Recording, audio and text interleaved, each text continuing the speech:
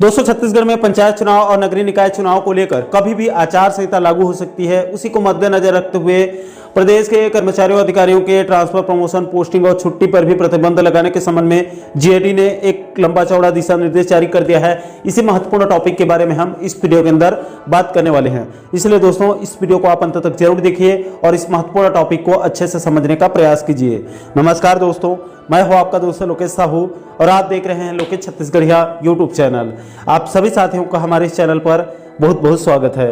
दोस्तों, जैसे कि आप सभी साथियों को पता होगा कि प्रदेश में नगरीय निकाय और त्रिस्तरीय पंचायत चुनाव को लेकर पूर्व में खबरें निकलकर आ रही थी कि अभी तक नगरीय निकायों में महापौर और अध्यक्ष पदों के आरक्षण प्रक्रिया पूरी नहीं हो पाई है, इसलिए चुनाव 3-4 महीने आगे टल सकती है। इसके बाद फिर से खबरें आई कि परीक्षाओं के चलते मई तक नगरीय निकाय और पंचायत चुनाव आगे टल सकते हैं। लेकिन दोस्तों, अब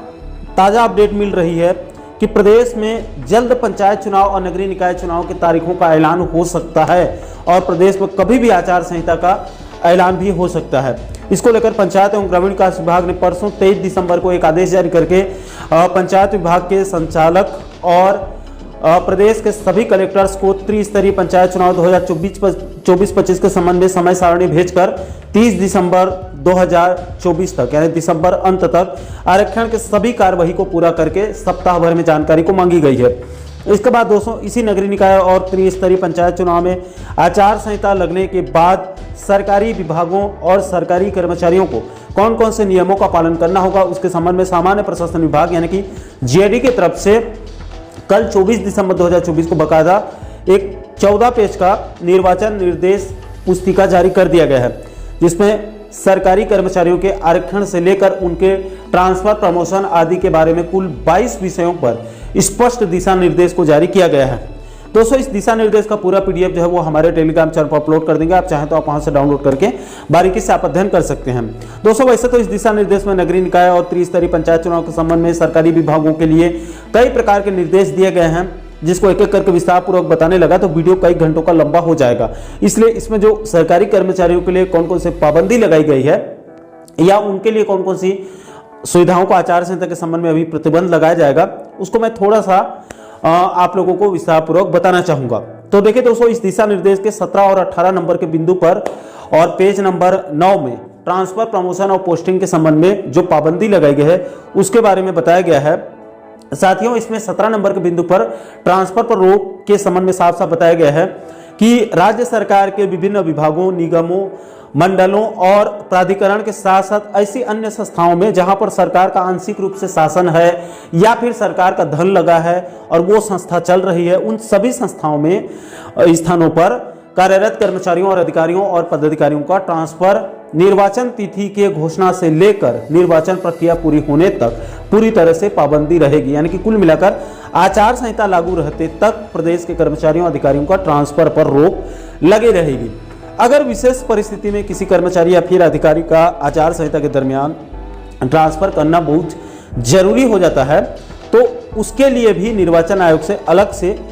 परमिशन लेनी होगी और निर्वाचन आयोग के परमिशन के बाद ही उस संबंधित कर्मचारी या फिर अधिकारी की ट्रांसफर हो सकती है, लेकिन वो भी विशेष परिस्थिति में ही संभव होगा। इसके बाद दोस्तों, इसके नीचे 18 नंबर के बिंदु पर कर्मचारियों के प्रमोशन, पोस्टिंग के बारे में बताया गया है। दोस्तों, इसमें कहा गया है कि त्रिस्तरीय पंचायतों और नगरीय निकाय में अधिकारियों कर्मचारियों की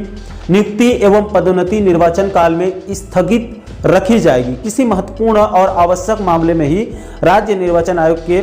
पहले से अनुमति लेकर प्रमोशन, पोस्टिंग किया जा सकता है। यानी कि पंचायत चुनाव, नगरीय निकाय चुनाव में आचार संहिता जब तक लगी रहेगी तब तक कर्मचारियों अधिकारियों के ट्रांसफर, प्रमोशन के पोस्टिंग पर रोक लगी रहेगी। इसके अलावा दोस्तों, आचार संहिता के दौरान कर्मचारियों अधिकारियों के छुट्टी पर भी रोक लगी रहेगी। अगर किसी कर्मचारी और अधिकारी के घर में कुछ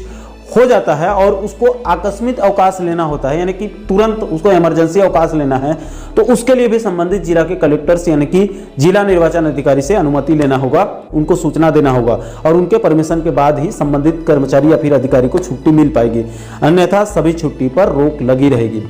तो दोस्तों इस संबंध में